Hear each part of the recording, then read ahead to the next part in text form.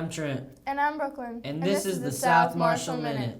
Today for lunch we're having pizza or cheesy bread. For breakfast is sausage, egg, and cheese biscuit. Please stand for the pledge. I pledge allegiance to the flag of the United States of America and to the republic for which it stands, one nation, under God, indivisible, with liberty and justice for all. It's time for Workout Wednesday. Today we're doing 5 squats. 1, 2, 3, 4, 5.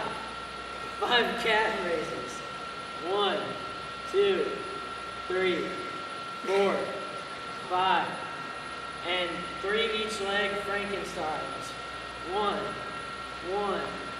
2, 3, 3. Back to the news. Report cards are going out this Friday. Picture day is this Friday morning. Remember to not wear green. If you need a packet to pre-order pictures, extras are located in the bin by the office.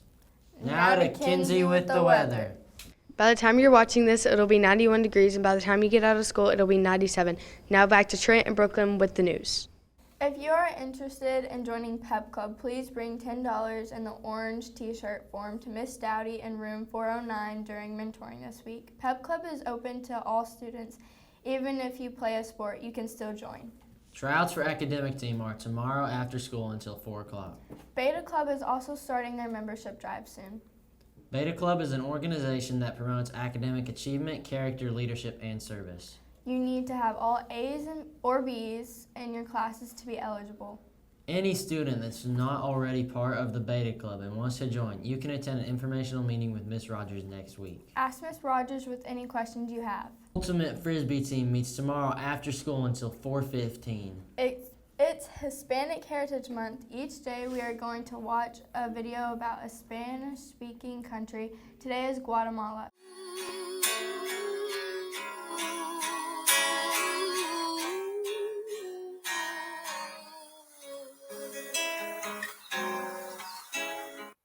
Good morning, everyone.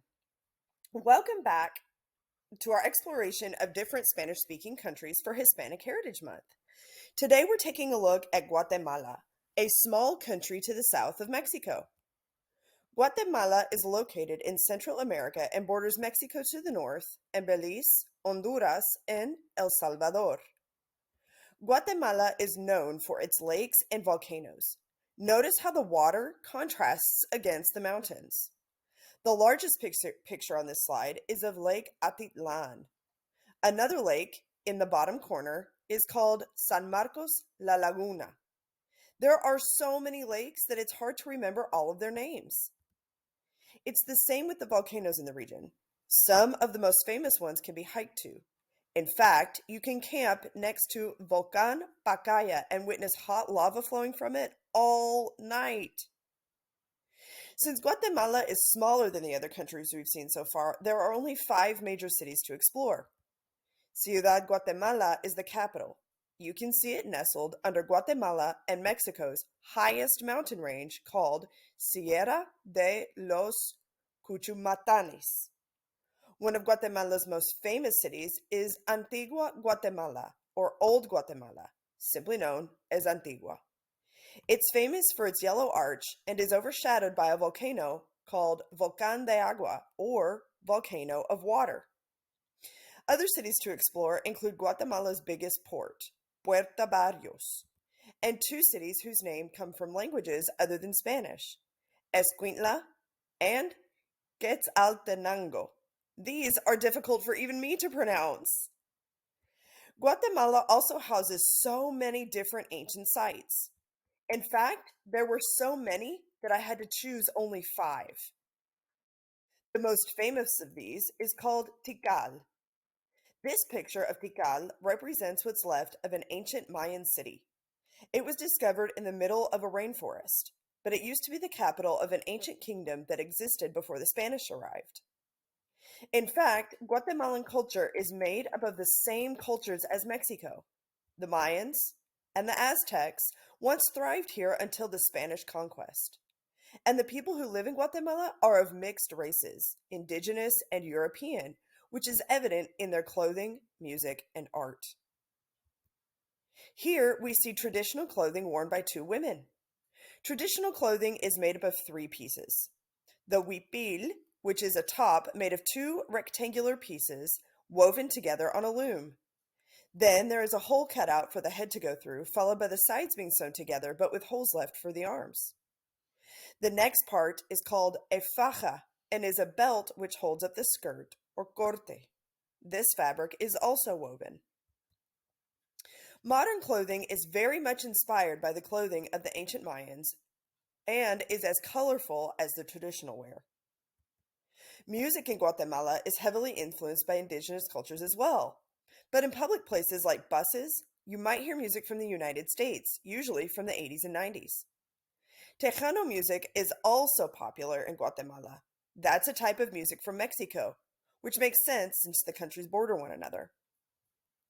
Guatemalan art also goes back to the Mayans. Here we see a stone carving, but Mayans also decorated metal with their gods and other symbols. I also wanted to include some fabric as representation of a different kind of art. Here we can see the vibrant colors of woven fabrics that might make up an outfit or serve as a decoration. The most famous authors born in Guatemala are Winston Gonzalez and Manuel Tzoc Bucup. These authors help spread awareness about Guatemala through their writing and speaking around the world and also via social media.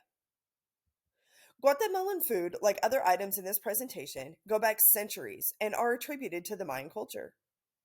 If Guatemala had a national dish, it might be chicken pepillan, a hearty mix of chicken and rice that is heavily spiced. Pupusa is another chicken dish that is served with handmade tortillas. They look like tacos, but they aren't. And last, we have a turkey soup called caquic. You can tell by its name that this is an ancient dish. Thank you all for joining me in our journey through Guatemala. See you tomorrow in Nicaragua and Costa Rica.